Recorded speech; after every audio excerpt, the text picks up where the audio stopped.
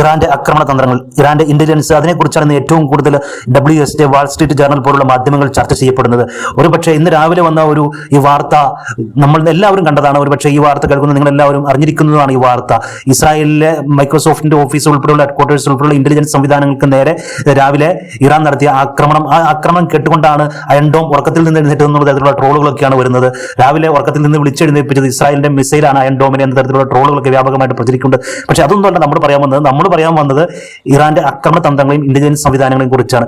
ഒരുപക്ഷെ ഒരിക്കലും ഇസ്രായേൽ പോലും ഈ ഒരു സംഭവത്തെ കുറിച്ച് വിലയിരുത്തുന്നത് എല്ലാം അറിഞ്ഞു വന്നപ്പോഴത്തേക്കും, ഇസ്രായേൽ ഉറക്കത്തിൽ നിന്ന് എഴുന്നേറ്റ് വന്നപ്പോഴേക്കും ഇറാന്റെ പണി തുടങ്ങി എന്ന് വേണം അത് പറയാൻ. കാരണം ഏറ്റവും പ്രധാനപ്പെട്ട ഒരു കാര്യം, മൊസാദിനെ ഉപയോഗിച്ച് ഇറാന്റെ പ്രതിരോധ സംവിധാനങ്ങളെ ദുർബലപ്പെടുത്തിക്കൊണ്ട് ഇസ്രായേലിലേക്ക് ഇസ്രായേൽ നടത്തിയ ആദ്യ അറ്റാക്കിന് ശേഷം, ആദ്യ ആക്രമണത്തിന് ശേഷം തിരിച്ച് ഇസ്രായേലിലേക്ക് ഇറാൻ നടത്തിയ ആക്രമണങ്ങളിൽ ഒട്ടുമിക്കതിലും മിസൈൽ മാത്രമാണ് ഉണ്ടായിരുന്നത്, സ്ഫോടക വസ്തുക്കൾ നിറച്ചിട്ടില്ലായിരുന്നു എന്നുള്ള ഒരു കൗതുകകരമായിട്ടുള്ള ഒരു വാർത്തയും കൂടിയാണ് ഇപ്പോൾ ലോക മാധ്യമങ്ങളിലൂടെ അല്ലെങ്കിൽ ലോക മാധ്യമങ്ങളിലും വാർത്തകളൊക്കെ ചർച്ചയാവുന്നത്. അത് ഒരു കണക്കിന് യാഥാർത്ഥ്യം തന്നെയാണ്. കാരണം അയൺ ഡോം പോലുള്ള വളരെ ശക്തമായിട്ടുള്ള പ്രതിരോധ സംവിധാനങ്ങൾ മറികടക്കുവാൻ, ദുർബലപ്പെടുത്തുവാൻ വേണ്ടി ഇറാൻ ഒപ്പിച്ച ഇറാന്റെ ബുദ്ധിപരമായിട്ടുള്ള ഒരു നീക്കമായിരുന്നു വെറും കാലാഹരണപ്പെട്ട ബാലിസ്റ്റിക് മിസൈലുകൾ. അങ്ങനെയാണ് എഴുതിയിരിക്കുന്നത്. കാലാഹരണപ്പെട്ട ബാലിസ്റ്റിക് മിസൈലുകൾ അയച്ചുകൊണ്ട് ഇസ്രായേലിന്റെ പ്രതിരോധ സംവിധാനങ്ങൾ ആദ്യം ദുർബലപ്പെടുത്തുകയും അതിലേക്ക് പരീക്ഷണങ്ങൾ നടത്തുകയും വേണ്ടി ആ മിസൈലുകൾ പ്രയോഗിക്കുക മാത്രമാണ് ചെയ്തിരുന്നത്. അതിനകത്തേക്ക് കാര്യമായ ഒരു സ്ഫോടവസ്തുവും നിറയ്ക്കാതെ തന്നെയാണ് അത്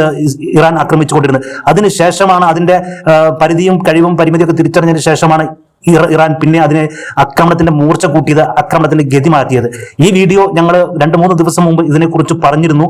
അത് വളരെ വ്യക്തമായിട്ട് ഞങ്ങൾ ആ വീഡിയോയിൽ പറഞ്ഞിരുന്നു. കാരണം ആക്രമണത്തിന്റെ ഗതി ഇറാൻ മാറ്റി എന്നുള്ളത്. അത് തന്നെയാണ് ഇന്ന് വാൾ സ്ട്രീറ്റ് ജേർണൽ പോലുള്ള മാധ്യമങ്ങൾ ഇന്ന് ആ കാര്യങ്ങൾ, ഓൺലൈൻ മാധ്യമങ്ങളും മറ്റുള്ള കാര്യങ്ങൾ റിപ്പോർട്ട് ചെയ്യപ്പെട്ടിരിക്കുന്നത്.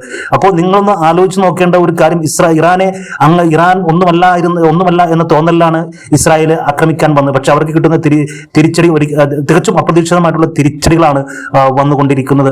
കൂടുതൽ വാർത്തകൾക്കായി www.politicalinews എന്ന വെബ്സൈറ്റ് സബ്സ്ക്രൈബ് ചെയ്യുക. അതോടൊപ്പം തന്നെ കൂടുതൽ വാർത്താ അപ്ഡേറ്റുകൾക്കായി ഞങ്ങളുടെ YouTube ചാനൽ സബ്സ്ക്രൈബ് ചെയ്യുക.